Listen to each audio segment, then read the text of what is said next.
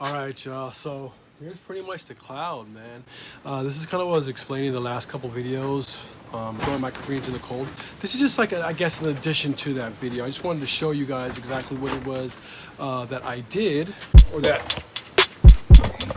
what it is that we do to actually help retain a lot more heat inside this structure.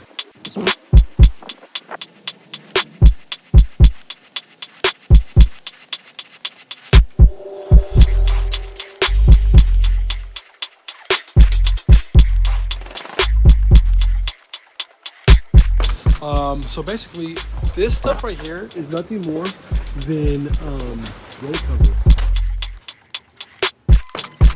This size, however, is mainly made for, in terms of the thickness, it's mainly made to mainly keep out insects. However, it does do a good job at holding in heat. Now, as you can see, the sides, guys, that side in particular is not all the way sealed in. So I'll probably have to end up putting another piece of this stuff, of the road cover on that side as well, to let it drape down, to really help. We have it on this side over here where it counts the most, but on that side it's just kind of draping over. But on that side it's kind of open. Here is the method to the madness here. So we have a fan, we have a heater. This is a propane heater. Basically what ends up happening is that fan gets all this heat that's radiating off of this as it radiates from underneath this. Really, it really deflects really well out of this thing. It really is a great heat sink. The fan then blows it into the cloud and keeps it nice and warm. Especially when you close everything up.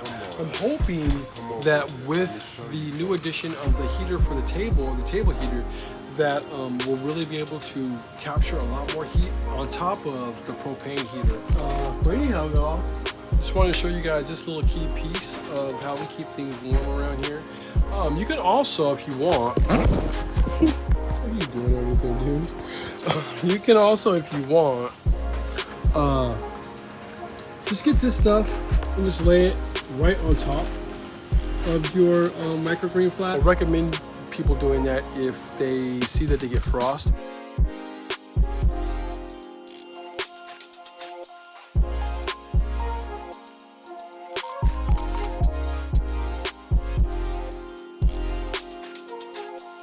Outside, we are getting a lot of frost. It's started getting like humid in here. It's started getting warm. Inside of here, because of just the structure and where we are in between the houses and everything that we got going on in here, I haven't had too much of a problem. However, the temperatures have dropped very low. What do you want? We want to minimize that. I'm now getting into the time of year where, you know, we're kind of behind a couple days. So all these, even though they look great right now, need to be all over my greenhouse. We should be completely full, and we should have them looking a lot more mature than what they actually are. So we are about a day or so behind. Actually about 2 days behind. We'll see what happens at this week's market. We do have a couple things we can carry over, as well as make some mixes, so that should get us over, as well as a lot of the stuff out on the field. Dude. No, we're done with this one.